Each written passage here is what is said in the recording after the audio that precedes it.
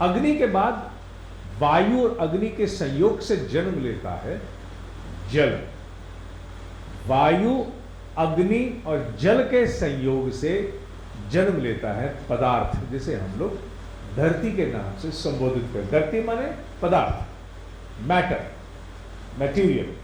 ये धरती पदार्थ है, क्योंकि जो कुछ भी यहां दिख रहा है आपको, ये वस्तुतः, इसको आप प्लास्टिक कहें, कभी सोचा आपने? गंभीरता सोचो, आपके बालों से लेके और ये प्लास्टिक और ये शीशा और ये कपड़ा, ये सब पृथ्वी तो है। Can you challenge that? Nobody can challenge that. आप जो कुछ भी यहां देख पा रहे हो, आपके बालों से लेके, माने आपके शरीर से लेके, ये सब कुछ पृथ्वी है। सब पृथ्वी से ही उत्पन्न होता है। कोई नहीं कह सकता कि मैंने ये फिलामेंट जो है आकाश से ले लिया है। कोई नहीं कह सकता कि मैंने प्लास्टिक आकाश से ले ली, मैंने कपड़ा आकाश से लिया है। जो आता है पृथ्वी से आता है। और इसमें हर पदार्थ में तीनों का संयोग है, चारों का संयोग होता है। आकाश पोला है, खाली है, स्पेस है, और अग्नि जल वायु मिलकर के इसकी रचना करते हैं। And it is pure science. तो दूसरे अध्याय में उन्होंने इवोल्यूशन समझाने की चेष्टा की है। तीसरे अध्याय में जो बात मैं अब कंक्लूड कर रहा हूं, I am going to conclude my lecture now, it's almost 40-45 minutes going to be there. तीसरे अध्याय में उन्होंने अर्जुन को समझाने की चेष्टा की है। पहले में तो इंट्रोडक्शंस हैं सारे पात्रों की, एक प्रकार से कौन कौन आया हुआ है, कौन कौन अभी जिसका झगड़ा हुआ है ये। और दूसरे में उन्होंने समझाने की कोशिश की है कि देख अर्जुन, तू केवल अपने आप को इतना ही मत मान, ये पूरी सृष्टि, पूरी प्रकृति की रचना इस प्रकार से हुई है। तीसरे अध्याय में आते ही उन्होंने सृष्टि के रचना के आधार को समझाना शुरू किया, हाउ इट फंक्शंस, इसका ऑपरेटिंग नॉर्म क्या है, बिजनेस कोड ऑफ कंडक्ट क्या है, बिजनेस रूल्स क्या है, सर्विस रूल्स क्या है, नियम कायदे कानून, किस कायदे कानून के अंतर्गत ये सारी सृष्टि फंक्शन कर रही है। रची हुई नहीं, रचने की चर्चा दूसरे में कर दी, फंक्शनिंग की चर्चा वो कर्म योग में। और उन्होंने बता दिया है कि यज्ञ ही एकमात्र ऐसा driving system, operating system, norm, business rule, code of conduct, जो मर्जी नाम देते रहो, लेफ्ट यू, वो एकमात्र ऐसा है जिसके आधार पर ये पूरी सृष्टि फंक्शन कर रही है। और इसके आधार से जब फंक्शनिंग नहीं होगी तो सब कुछ टूट के बिखरना शुरू हो जाएगा। क्यों? माने क्लॉकवाइज का मतलब, जैसे रस्सी बांधनी है तो ऐसे, तो ये बांधते हम चल रहे हैं, रस्सी खोलनी है तो ऐसे। अगर आपने रस्सी बांधनी है, माने चीज़ों को मजबूत करके आगे बढ़ना है, क्योंकि रस्सी का उदाहरण कई जगह कई रूप में होता है, बंधन से मुक्ति के लिए भी होता है। यहाँ हम बात कर रहे हैं बांधने की, आगे बढ़। बांधना है तो यूं मूव करो, खोलना है तो यूं मूव करो। अगर तुम यज्ञ करोगे तो सब कुछ सुंदरता से विकसित होता चला जाएगा, सुख सौभाग्य की वर्षा होगी। और अगर यज्ञ के विपरीत चलोगे तो सब खंडित होना शुरू हो जाएगा। इसे उन्होंने कर्म योग में समझाने की चेष्टा की।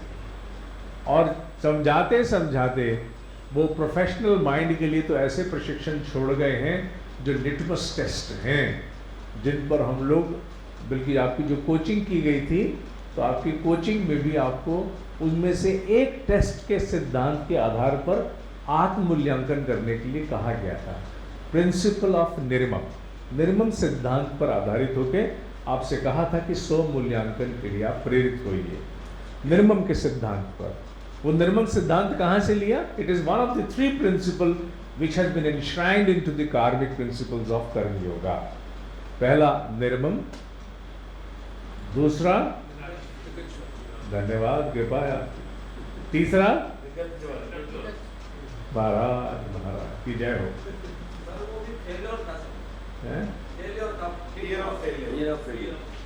आरती उतारो।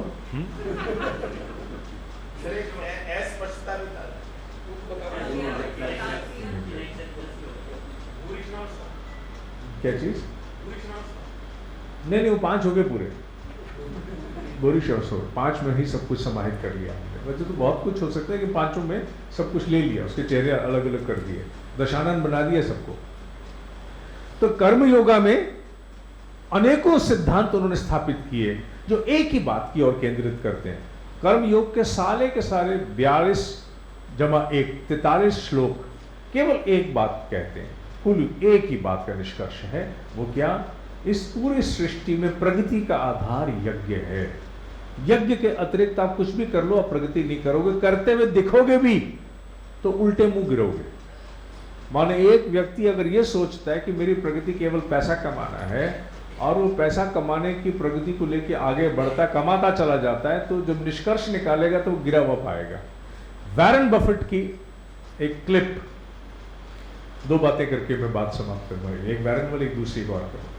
वॉरेन बफेट की क्लिप अराउंड 50 मिनट्स कल रास्ते में, क्योंकि मैं जब आ रहा था दिल्ली से तो I had the honour of being driven by driver, तो कल ड्राइवर था, मेरे लिए तो बड़ा ऑनर हो गया कि मैं कुछ पढ़ सकूं, सुन सकूं। तो मैं रिकॉर्डिंग सुन रहा था, तो सुनते समय उस रिकॉर्डिंग को, वॉरेन वाली थी अराउंड 50 मिनट्स, उसमें उसने एक ही बात कही कि I realised after a passage of time, एक समय के बाद मैंने आभास किया कि अगर इस पैसे को मैं इकट्ठा करके एज इट इज छोड़ जाता और ये केवल मेरी संतान के पास जाता है, तो क्या मैंने जिस प्रयोजन के लिए जीवन पाया उसके साथ न्याय किया? तो मेरे भीतर उत्तर आया कि नहीं। उसने कहा मैंने जिंदगी भर खर्चा नहीं किया। वॉरेन बफेट जितना कंजूस आदमी कोई नहीं। पता नहीं परमात्मा ने कहां से उसमें भारत के सच्चे वैश्य समाज की उस आत्मा को प्रवेश करा दिया। भारत का वैश्य समाज क्या है?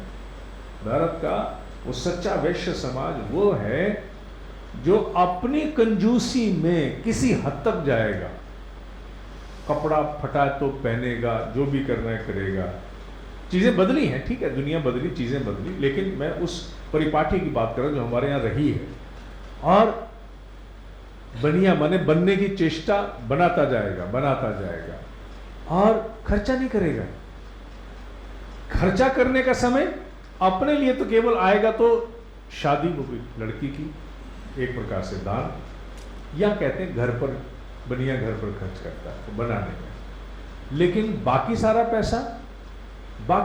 पैसा वो मुक्त रूप से धर्म की स्थापना के लिए दान दे देगा। माने जीवन भर की कंजूसी को कहां दिया उसने? धर्म की स्थापना के लिए दे दिया। अपने ऊपर सारा तप किया, कटौतियां की, फटा भी पहन लिया सिल करके, दे दिया किसको?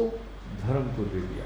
इससे कम में वैश्य नहीं बन सकता, बनाने वाला नहीं बन सकता, बिगाड़ने वाला बन सकता है। वो भाव किसी तरह वॉरेन में चला गया और वॉरेन ने सोचना शुरू किया। तो उसने कहा कि मैंने और मेरी पत्नी ने निर्णय लिया, अगर मैं ठीक से याद कर पाऊं, सब्जेक्ट टू करेक्शन, उसने शायद कहा था my first wife, I don't know much about it, जो मैंने सुनने में ऐसा लगा क्योंकि मैं चलते हुए कार में सुन रहा था आईपैड पर। तो उसने कहा कि we decided I will go on piling, इकट्ठा करते जाना, तय लगाता, यू गो ऑन अनपाइलिंग, मैं तय लगाता जाऊंगा तो तय उतारती जाना, माने मैं इकट्ठा करता जाऊंगा तो दान करती जाना।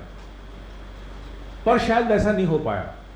तो जब उसका जीवन यहां तक पहुंचा तो उसने निर्णय लिया कि अब मुझे कर देना चाहिए। मैंने जैसा कल उसका सुना, क्योंकि वो जो इंटरव्यू रिकॉर्डेड है, वो इंटरव्यू रिकॉर्डेड है वॉशिंगटन क्लब का, जहाँ बड़े बड़े लोग आकर के वॉशिंगटन डीसी क्लब में अपने इंटरव्यूज देते हैं। मजे की बात है उनकी यूट्यूब पर व्यूअरशिप तो बिल्कुल नहीं है, लेकिन मुझ जैसे कई नौसिखिए पहुंच जाते हैं सुनने। उस वॉशिंगटन क्लब में, डीसी क्लब के इंटरव्यू में वो था। तो उसमें फिर उसने, जो मैंने सुना कल, पहले मैं कुछ और जानता था, तो उसने कहा कि we have heard that you have donated 99% of your net worth, तेरी जितनी वर्थ है तूने 99% दे दिया। 3 उसके शायद बच्चे हैं, जहां तक मैं सुन पाया, सब्जेक्ट टू करेक्शन। 7 उसके पोते हैं और परपोते पोतियां भी हैं। आज इस समय लगभग 1930 का उसका जन्म है। 85 साल का वो हो गया। शंखो नीलोपति है, करोड़ों अरबों की तो बात ही छोड़ो, खरबों की, शंखो नीलोपति है। तो उसने कहा कि 99% के बाद जो 1% है, वो 1% उसने अपनी पूरी संतान में बांट दिया। 99% वेल्थ उसने दे दी है, अपने ऊपर भी खर्च नहीं किए। ये उदाहरण मैं कई बार रिकॉर्डिंग में दे चुका हूँ कि 1950-55 में जो सोफा खरीदा था, आज भी उसके ड्राइंग रूम में वही है। और बिल गेट्स ने पहली बार आके उसको बताया कि तेरे सोफों के कुशन कहाँ हैं, तो उसने उससे पूछा इस पे कुशन होते हैं क्या? उसने कहा कुशन के बिना कैसे सोफा? यार 1950-52 से मैं ऐसे इस्तेमाल कर रहा हूँ।